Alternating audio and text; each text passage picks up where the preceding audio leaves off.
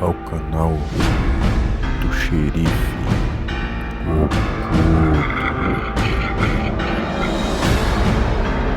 Olá pessoal, tudo bem com vocês? Hoje nós temos mais um relato para contar.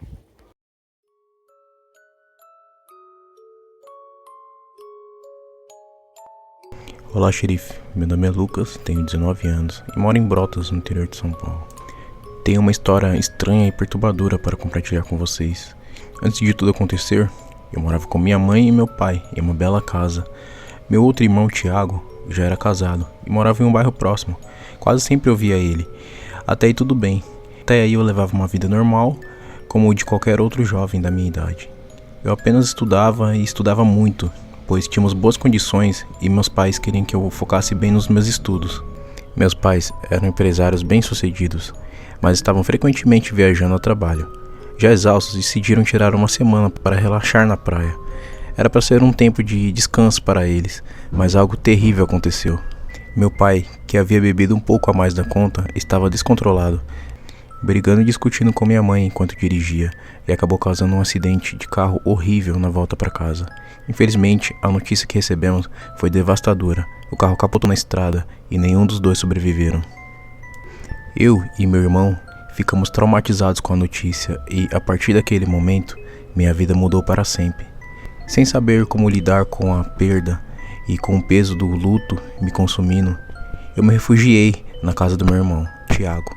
A casa onde eu cresci e vivi, localizada em uma rua tranquila e cercada por árvores altas, agora parecia mais um mausoléu do que um lar. O medo de enfrentar aquele lugar sozinho, onde meus pais haviam vivido seus últimos dias de vida, era esmagador. Thiago me apoiou totalmente nessa decisão. Ele sabia que o quanto antes era importante para mim e eu estava determinado a enfrentar a situação. Então, já com um emprego estável e uma nova perspectiva, decidi que era hora de voltar para aquela casa. Voltando então, no primeiro dia, após reabrir a casa, a realidade começou a se instalar. O ambiente parecia quase normal, mas a sensação de perda estava em cada canto. Os móveis estavam cobertos por lençóis e o ar estava pesado com uma poeira acumulada. Limpei e reorganizei o lugar, tentando fazer com que parecesse um pouco mais como meu lar.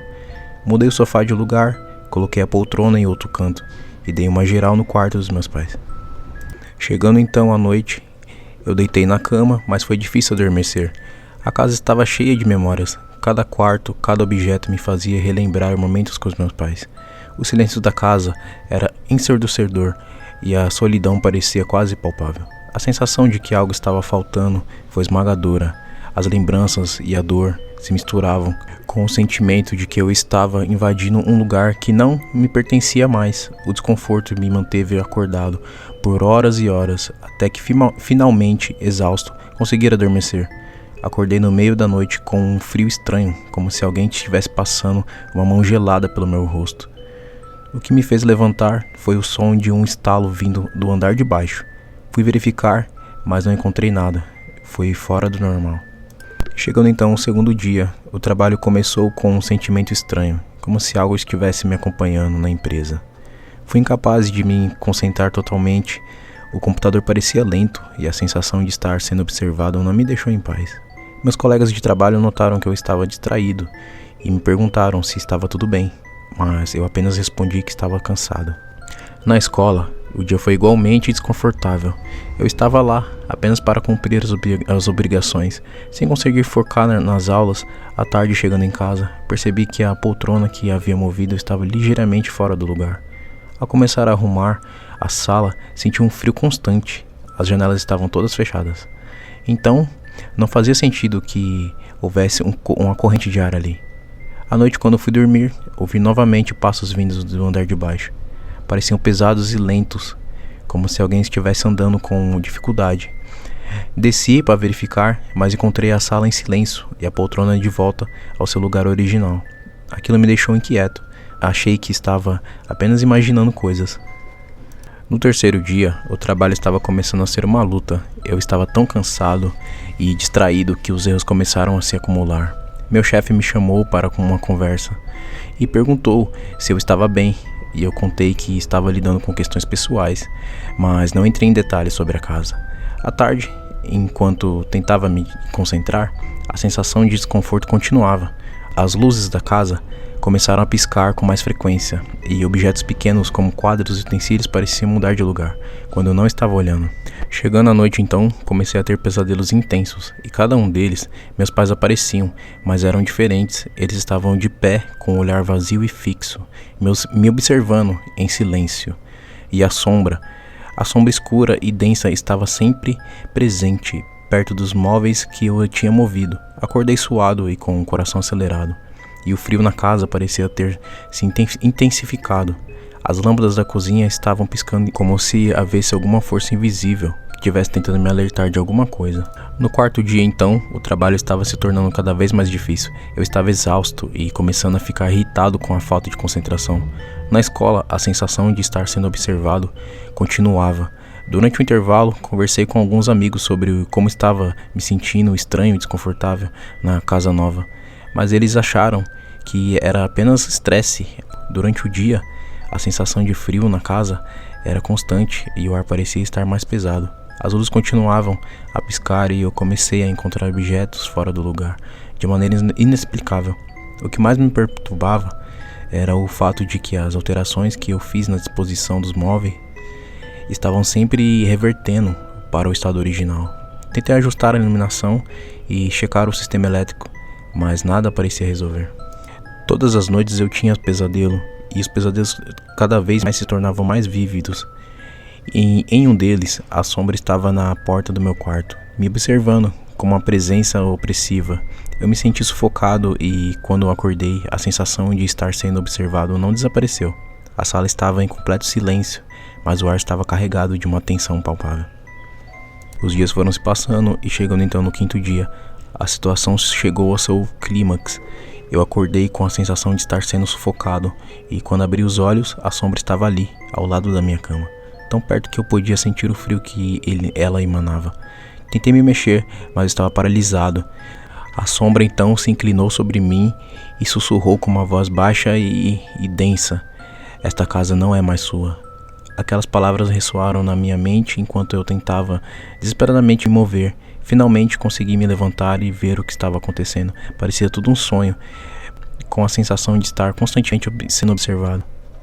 Chegando próximo do sexto dia na casa, algo mudou drasticamente. Comecei a ter sonhos lúcidos, onde eu estava consciente de que estava sonhando, mas não conseguia acordar. Nessas experiências me vi saindo do meu corpo, como se estivesse projetado para fora. Era como uma projeção astral. Durante esses sonhos lúcidos, a casa estava sempre diferente. As paredes estavam cobertas com padrões que mudavam constantemente, e as cores eram intensas e distorcidas. Vi pessoas estranhas e figuras fantasmagóricas vagando pelos corredores. Pareciam ser antigas moradoras ou talvez espíritos de pessoas que tinham uma conexão com a casa, ou algo do tipo. As coisas que vi eram perturbadoras: figuras encapuzadas, rostos distorcidos, olhos vermelhos, laranjados, e sombras que se moviam de maneira estranha. Passando então uma semana dentro da casa, chegando no sétimo dia, os sonhos lúcidos continuaram e começaram a se tornar cada vez mais frequentes. Em cada um deles, eu vi uma mulher idosa, com um olhar triste e cansado, que me apontou para o sótão. Só na manhã seguinte, decidi subir lá para ver o que encontrava. O sótão estava cheio de móveis antigos cobertos com lençóis empoeirados. Entre eles, encontrei uma caixa com fotos antigas e documentos dos meus pais. Havia uma foto de uma família, e para o meu horror, a sombra que eu via nos meus pesadelos estava ali, nos cantos das imagens, como se fosse um espectro que estava sempre presente. Oitavo dia, então, na casa. As sensações se tornaram insuportáveis. Eu estava exausto com medo, e a casa parecia se transformar a cada noite. As pessoas estranhas dos meus sonhos começaram a aparecer enquanto eu estava acordado. Às vezes eu via uma figura em um canto da sala, apenas no canto de olho, e desaparecia rapidamente. Nas outras vezes sentia como se tivesse alguém respirando no meu pescoço, mas não havia ninguém lá. Na empresa, a situação estava cada vez mais difícil. Meu chefe estava ficando cada vez mais preocupado comigo, e apesar de eu tentar esconder tudo, ele estava muito preocupado e meus problemas estavam cada vez mais evidentes. Parecia que não tinha jeito. Parecia que cada dia que passava as coisas pioravam, Eu não sei como eu estava aguentando toda essa semana dentro daquela casa. Eu estava decidido que eu não ia voltar mais para casa do meu irmão, que eu ia viver minha vida sozinha. Como eu já tinha arrumado meu emprego, eu ia tocar essa casa sozinha, mas eu tinha que colocar as coisas em ordem. Chegando então no 9º dia, a situação se tornou muito mais crítica. Eu estava cansado, desesperado, cada vez mais cansado. As visitas noturnas da sombra e as projeções astrais começaram a me afetar dia após dia. O medo se tornou constante e a casa parecia ter vida própria. Os objetos continuavam a mudar de lugar. Ficou muito frio, a sala ficou muito gelada. E então eu decidi que não podia continuar assim, que precisava fazer algo para poder interromper esse ciclo. No 10º dia, decidi fazer um teste final. Coloquei todos os móveis de volta aos seus lugares originais, exatamente como estavam antes da mudança. Naquela noite, os pesadelos diminuíram e a sensação de estar sendo observado passou a ser menos intensa. Porém, o medo que a casa estivesse de alguma forma viva ainda continuava. Senti um alívio breve e enganoso. Por um momento parecia que as coisas estavam voltando ao normal, mas na realidade logo provou o contrário. As mudanças na disposição dos móveis pareciam ter acalmado as forças invisíveis, mas a sensação de estranheza não desapareceu completamente. No entanto, eu ainda estava profundamente abalado e inquieto. Tentei focar no meu trabalho e na escola, mas a sensação de desconforto persistia. As luzes da casa continuavam a piscar, então eu resolvi chamar um eletricista para verificar o sistema elétrico da casa, e ele não encontrou nada de errado. Decidi então buscar mais ajuda. Consultei um especialista em fenômenos paranormais. O especialista em fenômenos paranormais realizou uma investigação na casa, e ele confirmou que havia uma energia estranha e perturbadora no lugar, mas não pôde identificar uma causa clara. Durante a visita do especialista, ele teve uma descoberta perturbadora. Ele encontrou um antigo livro de rituais no sótão, escondido entre os objetos antigos do meu pai. O livro parecia estar relacionado com práticas de invocação e comunicação com os espíritos. Ao folhear as páginas, percebi que algumas das anotações e símbolos eram semelhantes aos que eu vi em meus sonhos lúcidos. Parecia que algo ou alguém estava tentando se comunicar com os habitantes da casa. Em uma noite, durante um pesadelo particularmente vívido, vi meu pai em um estado de desespero, tentando me alertar sobre algo. Ele parecia estar preso a um lugar que eu não conseguia ver claramente. Quando acordei, estava em um estado de pânico total e decidi que não poderia continuar morando ali. A sensação de que a casa estava tentando me dizer algo, mas que eu não conseguia entender, era esmagadora. Em um dos meus sonhos lúcidos, vi figuras estranhas e deformadas se movendo pelos corredores da casa e sussurrando em uma língua que eu não conseguia entender. Elas pareciam estar tentando se comunicar algo importante, mas suas mensagens eram confusas e perturbadoras. O mais estranho foi que, com o tempo, essas figuras começaram a passar mensagens mais diretas. Elas me disseram que meus pais haviam feito um acordo com eles em uma de suas vidas passadas e que ainda não haviam pago a dívida. A sensação de que meus pais estavam envolvidos em algo sobrenatural e oculto começou a tomar conta de mim. Parecia que o que eu estava vivendo não era apenas uma série de eventos aleatórios, mas parte de um ciclo maior de dívida espiritual e pagamento. No trabalho, a situação também se deteriorou. Meu chefe, preocupado com o meu estado, insistiu para que eu fosse ao médico e pedisse um atestado para descansar. Foi uma conversa difícil, mas eu sabia que precisava de um tempo para me recompor. Fui ao médico e expliquei o quanto eu estava exausto e estressado. O médico me ouviu atentamente e concordou que eu estava precisando de um atestado. Ele me deu alguns dias de atestado e recomendou que eu tirasse um tempo para me descansar, para poder recuperar. E, no entanto, não trouxe a paz que eu esperava. Nos primeiros dias de atestado, decidi permanecer na casa dos meus pais, pensando que talvez, ao passar mais tempo lá, eu pudesse resolver o que estava acontecendo. Cometi o erro de acreditar que a distância temporária da rotina estressante poderia me ajudar a enfrentar os problemas diretamente. Na verdade, foi um erro terrível. A princípio, a ideia de ter mais tempo para investigar parecia promissora. No entanto, a situação só piorou. As noites na casa eram cada vez mais perturbadoras. Nas investigações noturnas durante o sono, descobri detalhes que não havia notado durante o dia. Encontrei símbolos estranhos e antigos em paredes escondidas e no fundo de armários. Também comecei a encontrar pequenos objetos que não lembrava de ter visto antes. Itens que pareciam fora do lugar, como se tivessem sido deixados ali. Entre as descobertas, havia uma sensação crescente de que a dívida mencionada nos meus sonhos estava de alguma forma ligada aos eventos que ocorreram com os meus pais antes de sua morte. Figuras em meus sonhos começavam a me mostrar imagens de rituais e práticas que meus pais poderiam ter realizado. Era como se eles estivessem tentando me mostrar um caminho para resolver o que eles mesmos não conseguiram concluir. De alguma maneira ou outra, eu sabia que seria eu que teria que resolver essa situação.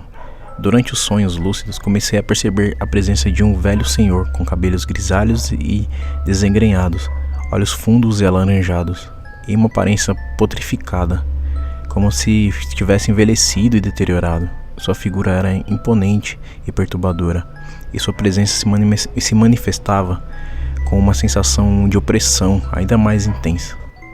Esse velho senhor começou a se comunicar comigo de uma forma enigmática.